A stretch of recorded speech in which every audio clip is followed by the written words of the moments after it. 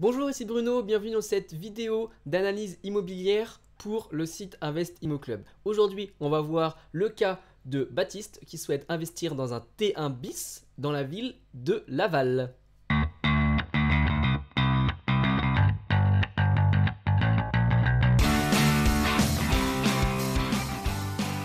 J'espère que vous allez bien. Avant de commencer cette vidéo, je voulais vous dire de vous abonner à la chaîne pour pouvoir regarder les futures analyses IMO. Il y a aussi d'autres contenus qui est publiés régulièrement sur la chaîne, des tutos immobiliers pour savoir comment avoir le bon mental, comment utiliser les bons outils, etc. Et puis bien sûr, la retranscription des épisodes du podcast Invest Immo Club pendant lesquels on décrit le parcours en détail d'investisseurs immobiliers particuliers comme vous qui ont commencé de zéro. Donc si vous voulez vous abonner, c'est très facile, il suffit de cliquer sur le petit logo avec la petite maison bleue, le logo d'Invest Immo Club, et puis ensuite vous aurez des notifications lorsqu'une nouvelle vidéo sera publiée. Également, si vous souhaitez obtenir une analyse de cas, sachez que je tire au sort chaque semaine parmi les gens qui soumettent leur étude de cas. Donc c'est très simple, il suffit d'aller sur investimmoclub.com/cas. C'est marqué dans les notes de cette vidéo, juste en bas. Donc le cas du jour, c'est la situation de Baptiste.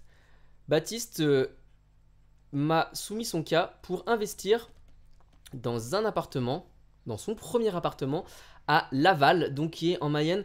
La Mayenne, c'est, on va le voir un petit peu plus tard, proche de la Bretagne, entre Paris et la Bretagne.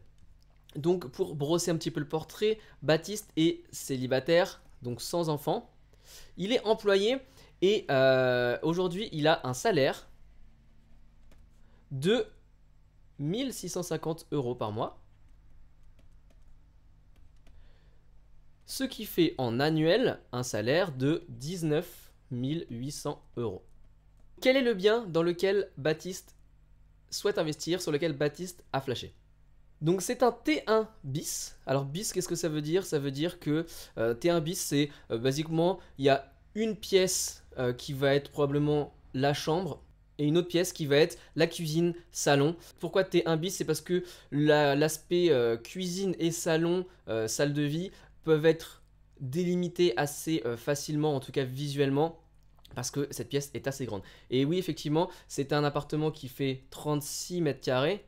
Donc on voit bien qu'on peut largement faire une pièce assez séparée dans les volumes entre le coin cuisine et le coin salon, salle de vie. Donc ce bien-là est situé dans la ville de Laval. Alors pour ceux qui ne savent pas, Laval c'est en Mayenne, c'est dans le département 53 et on va faire un petit tour sur la carte de Google. Donc voilà, nous sommes sur une carte Google et on voit ici Laval, représenté par le petit pictogramme bleu ici. Donc c'est entre Paris et Rennes, sur l'axe qui va vers la Bretagne. Donc en zoomant un petit peu, on voit que c'est plus précisément entre Le Mans et Rennes, pile au milieu des deux. Donc en regardant sur Wikipédia la fiche, on se rend compte que c'est une ville avec 50 000 habitants, donc la ville en elle-même, et puis si l'on compte l'agglomération de Laval, ici on arrive à pratiquement 100 000 habitants. Donc c'est déjà une ville d'une bonne taille. Et ce qui est intéressant à voir également, en descendant, démographie, c'est que la population a augmenté et stagne, en tout cas ne baisse pas depuis à peu près 20 ans. Donc c'est bon augure pour cette ville en termes de démographie et de demande locative potentielle. Sachant également que la ville compte, c'est marqué ici, environ 10% d'étudiants parmi sa population. C'est assez attractif pour un investisseur immobilier, notamment pour faire de la location de petites surfaces comme ce T1 bis. Un autre point à l'avantage de Laval, c'est sa desserte entre Paris et la Bretagne. La ligne TGV, donc la ligne grande vitesse, la LGV qui va de Paris jusqu'en Bretagne, va passer fin 2017, va être inaugurée fin 2017 avec une gare à Laval. Donc déjà Laval est assez proche de Paris aujourd'hui, 1h40 en train. Avec cette ligne LGV, eh bien, le temps mis pour relier Paris à Laval ne sera plus que de 1h10. Donc c'est vraiment une bonne zone pour investir. Et notamment si vous êtes dans la région parisienne, ça peut être une zone qui est intéressante. Alors justement, revenons au cas de Baptiste. Ce T1 bis se situe dans la zone de la gare, il m'a dit. Et donc la zone de la gare, c'est vraiment la zone qui est en train d'être rénovée, d'être renouvelée avec cette ouverture de la gare accueillant le TGV qui la reliera à 1h10 de Paris. Donc vraiment bon endroit pour investir. Alors cet appartement, il l'a aujourd'hui à 49 000 euros. Donc c'est quelque chose qui a été rénové récemment. Donc assez bien refait à neuf. Et pour le coup, le bien est déjà loué. Et il y a 0 travaux à faire. Donc 0 € de travaux. Et le loyer pratiqué actuellement est, m'a-t-il dit, de 378 € plus 15 € de charge. Donc on arrive presque à 400 €. En termes de charges sur ce bien précisément, on a la taxe foncière à 552 €, on a les charges de copro à 540 €, donc ça c'est par an. Et la PNO, l'assurance propriétaire non occupant, il ne la connaît pas. On va prendre un ratio standard assez pessimiste, c'est-à-dire assez élevé, de 2% des loyers environ. Donc c'est-à-dire qu'on va arriver à 70 € de PNO par an pour cet appartement. En termes de financement, Baptiste souhaite apporter 0 € de cash et faire un emprunt, il l'a vu avec sa banque, sur 25 ans. Donc sur 25 ans, il pourrait obtenir, d'après ce que la banque l'a dit, un taux de 2% plus 0,25 d'assurance. Et bien, il compte continuer l'exploitation actuelle de ce bien en location nue au réel. Donc voilà un petit peu toutes les informations sur le profil de Baptiste, le type de bien et les moyens de financement. On va mettre tous ces chiffres dans Rendement Locatif, le logiciel que l'on utilise ici pour faire les simulations, pour voir si c'est un bon investissement et comment potentiellement on pourrait l'optimiser. Avant, je voudrais juste aussi donner quelques informations complémentaires que Baptiste m'a données. Baptiste souhaiterait le mettre en gestion. Donc on va rajouter ici des frais de gestion qui vont être, d'après ce qu'il a vu, de 8%. Et il souhaite aussi prendre une garantie loyer impayé, une GLI, qui est estimée à 3%. Enfin, pour conclure, juste le contexte de l'appartement, dans quel type d'immeuble il se trouve. Il se trouve dans un appartement, dans un immeuble des années 70, et notamment il y a une étiquette énergétique qui est mauvaise avec une lettre F, donc les meilleurs étant A, le pire étant G je crois, et notamment des fenêtres aluminium qui sont malheureusement des vraies passoires énergétiques. Donc ceci étant dit, passons à la simulation. Donc nous voici sur le site rendementlocatif.com. D'ailleurs vous pouvez trouver le lien direct dans les notes de cette vidéo pour accéder directement au simulateur qui vous permet de faire des merveilles et surtout de voir de façon globale toutes les charges et tous les chiffres de l'investissement jusqu'à l'imposition finale. Donc on a rentré les chiffres, 49 000 €. Travaux de rénovation, ici il m'a dit 0 €. Donc 36 mètres carrés, 378 de loyer plus 15 € de charge qu'on voit ici. La taxe foncière 552, les charges de copro 540. Donc il souhaite prendre le régime du nu au réel. Ici on a son revenu net annuel pour une part fiscale. Alors en termes d'emprunt, 0 € d'apport et il a demandé un prêt sur 25 ans. Ce auquel la banque lui a répondu qu'il était possible d'avoir un taux de 2% avec une assurance de 0,25. Les frais de dossier, garantie crédit logement, ça c'est des chiffres qui sont calculés automatiquement, on va les laisser. Donc ce bien, il m'a dit que le prix 49 000 € inclut les frais d'agence, donc de 8%. En plus, comme je vous l'ai dit, on rajoute les frais de gestion par agence, 8%. Et la GLI de 3%. Alors peut-être qu'il y a un chiffre qu'il a oublié de me donner, c'est les frais de relocation, c'est-à-dire que en plus des frais d'agence annuels pour gérer la maintenance, les petites réparations, etc., les agences prennent également des frais lorsqu'il y a un nouveau locataire qui rentre dans l'appartement. Et en général, ça correspond à un mois de loyer pour le propriétaire. Donc c'est ce qu'on va mettre, on va mettre 8,33 comme suggéré par rendementlocatif.com. Il ne m'a pas donné de vacances locatives, mais on va quand même en mettre une. Donc on va prendre la vacance locative moyenne. Peut-être que pour un appartement studio, pardon, T1 bis, ce serait un peu plus élevé, mais on va prendre ce qu'il y a de moyen en France, c'est-à-dire environ 4%, et ça correspond à un mois tous les 3 ans. Et l'assurance propriétaire et non occupant, on va mettre 70 euros. Voilà, on a toutes les informations, on va faire donc tourner la moulinette. Voilà, alors on arrive sur la page de résultats de cette simulation. Et qu'est-ce qu'on voit? Premièrement, la case qui nous intéresse de façon primordiale, le cash flow. Et malheureusement, on voit qu'il y a un cash flow de moins 53 euros par mois.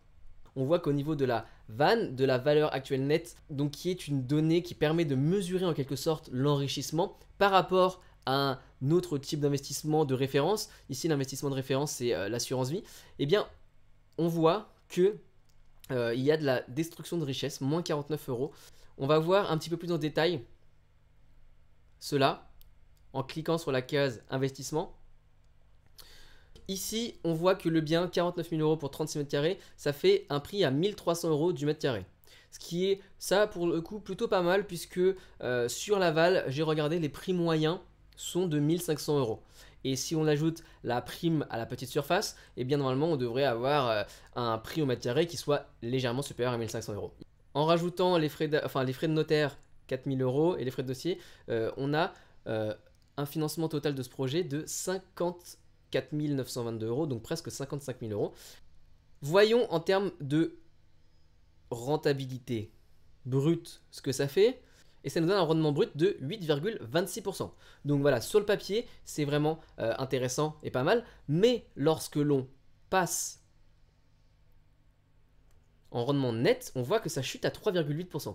Alors pourquoi ça chute d'autant de plus de 8 à 3,8%?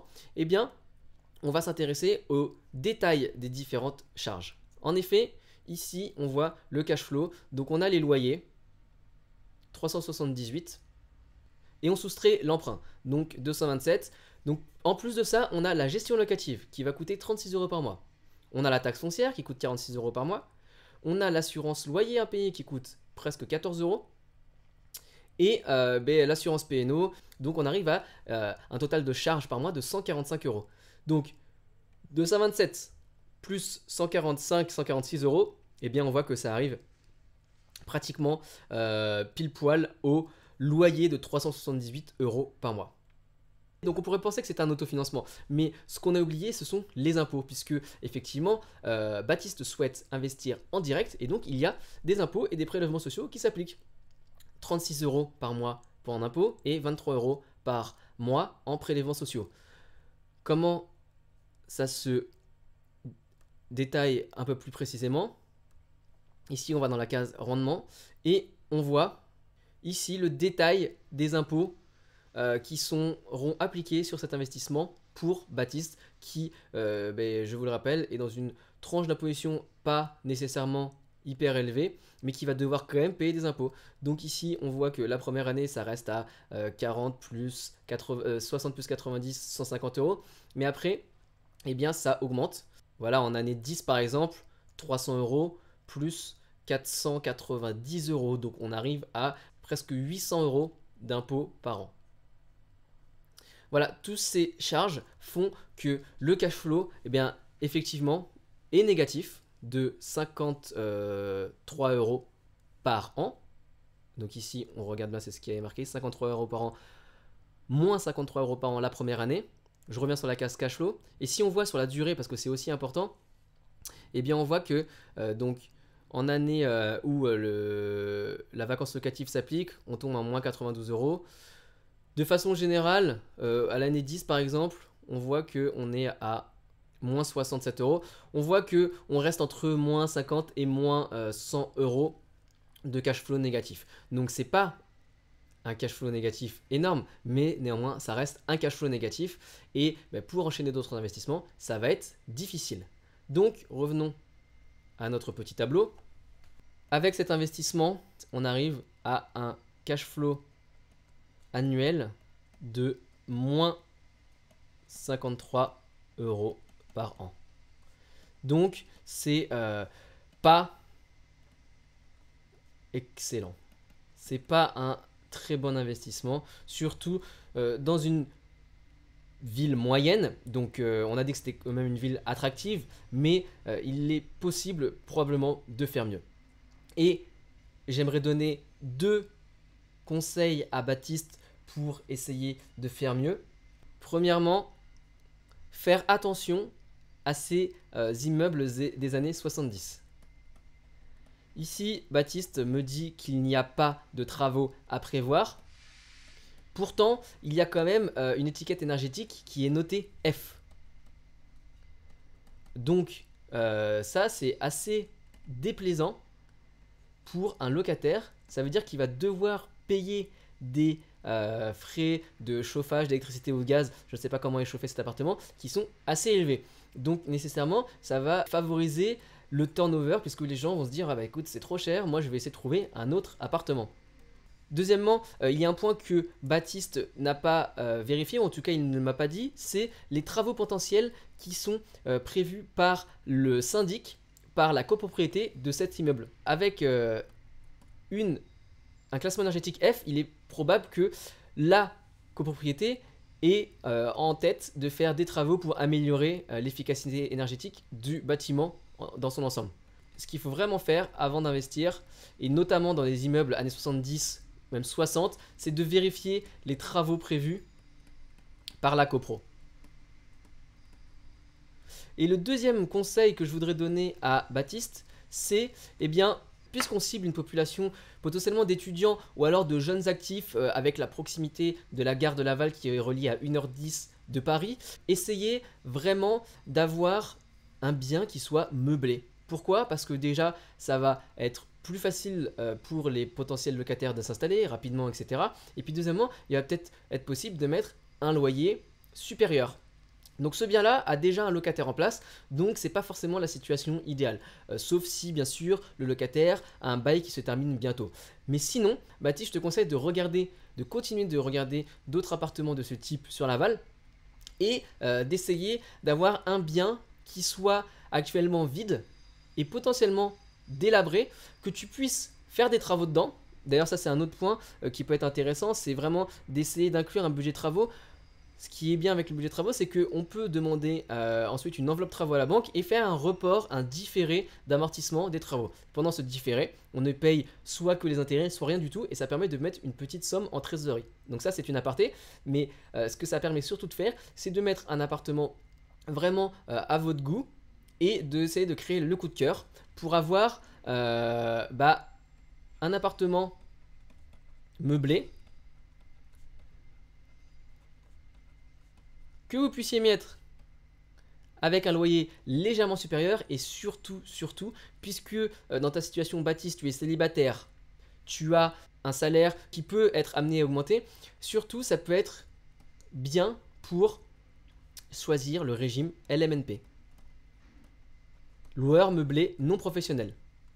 Et ainsi, supprimer la partie d'imposition et de prélèvements sociaux, en tout cas l'effacer grandement. On va juste rapidement voir comment ça pourrait être efficace de passer en LMNP dans le cas du T1 bis si jamais on pouvait mettre cet appartement en meublé en gardant le même loyer. Donc ici on revient sur l'entrée des différents chiffres et on va juste changer en LMNP au réel pour voir ce que ça change. On fait tourner la moulinette.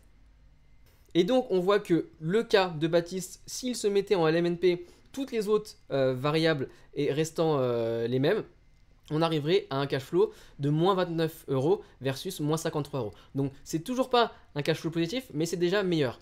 En plus de ça, on va rajouter un loyer supérieur et on va probablement avoir une vacance locative moins importante. Si en plus on prend en compte un prix d'achat moins cher avec des travaux à effectuer, et bien probablement on arriverait à un cash flow positif sur ce type d'investissement T1 bis à Laval près de la gare.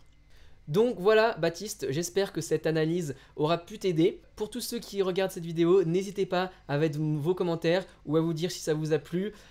Et puis bien évidemment, avant de partir, eh bien abonnez-vous si ce n'est pas encore fait à la chaîne en cliquant sur le petit logo, la petite maison verte. Et puis moi je vous retrouve dans une prochaine analyse immobilière. À bientôt Salut!